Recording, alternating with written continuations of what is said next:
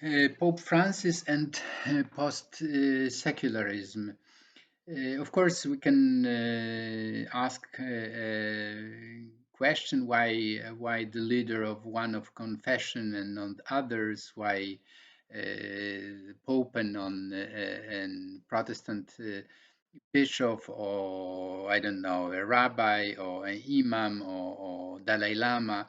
These questions are of course important, but nevertheless, I thought that giving the popularity of John Paul, of Pope Francis, and his impact, particularly on the discussion on the place of religion in our time in Poland, but also in United States, I thought that it is worth it to focus our attention on him.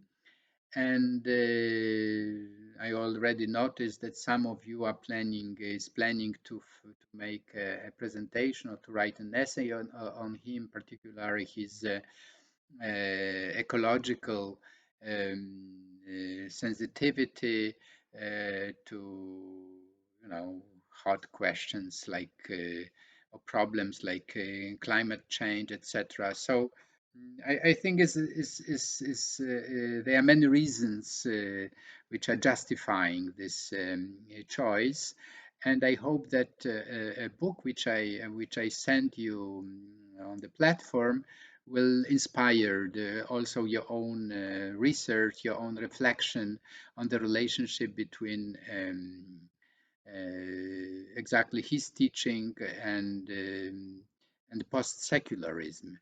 As you remember, I started our class with quoting a book by the Michel Dion on Catholicism and post-secularism. And if you look carefully to this book, it's practically entirely dedicated to Pope Francis. So it means that, for example, Dion, who is a sociologist of religion, is clearly the approach proposed by Pope Francis is in the spirit of post secularism.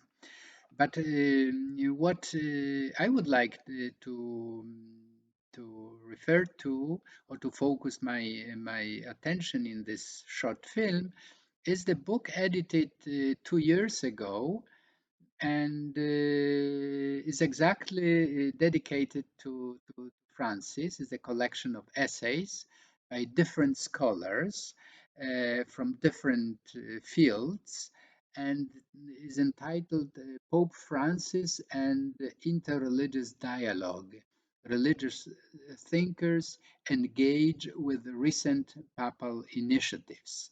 So it's not only that he is considered as a leader of Catholic Church, but is seen as someone who is inspiring, or he is opening a new perspectives also for the Catholic Church. So I will briefly mention some titles of this book and some authors, and please have a look, not on entire book because it's hard. You have many other classes, and not only our own conservatorium conversatorium on post-secularism. But if you are really interested and still looking for a topic for your presentation or an essay, here you can find a lot of material. So starting from Abraham Skurka, Rabbi Abraham Skurka, who wrote a foreword or introduction to this book. If some of you took part on the conference 2 weeks ago on Jewish-Christian relations, and you hear to my presentation, you are already familiar that Abraham Skurka is a friend of Bergoglio. They work together in Buenos Aires, in Argentina. They wrote a book together. So it's already here, you have something unusual. If you think about Polish bishops, it's hardly you can imagine someone who, who wrote a book with a rabbi. So I think this is very interesting. But not only this, one of the essays, Pope Francis, Islam and Dialogue, written by Atwala Siddiqui, an is a Muslim scholar. So it's not that the Catholics are making a good PR for their own leader, but you have Muslims or Jews writing about him. So it's very open-minded perspective, right? So you have a real exchange of ideas. Or another one, Japanese Buddhist perspective toward dialogue with Pope Francis, Denise Hirota. I found it also interesting, right? How a Buddhist can find inspiration of Pope Francis' thought. So just look at this, right? Just to recall at the beginning of his papacy, John Paul II wrote a book um, on the threshold of hope, I think, Przekroczyć próg nadziei in Polish, where a journalist and a Catholic Messori asked him several questions and also asked him about Buddhism. And Karol Wojtyła was very skeptical about Buddhism, saying, well, this is the atheistic worldview, and hardly you can have a dialogue with, with Buddhism. And here, 50 years later, you have completely different approach. So really post-secularism is a modern mindset, a modern, our age is a different one. And another chapter which I found extremely inspiring, what do we share? What do we share? A secular humanistic response, written by Shoshana Ronen. So here you have an atheist, a scholar who is an atheist, but nevertheless is looking with interest to what this religious leader is saying. So this social sensitivity, he's taking care of refugees, of immigrants. I think you don't have to be a religious person to have this kind of sensitivity. I am personally very interested in a thought of Zygmunt Bauman, on his reflection on globalization, but also on refugees movement. And I remember how Bauman was pleased to see, to listen, to read what Pope Francis was saying, was doing, was demonstrating his sensitivity toward those who are most in needed. So you see here is there also an post-secular moment. So the secular humanistic response is also deeply interested in ecological thought of Pope Francis. So his encyclica Laudato Si mainly focus on environment, on climate change.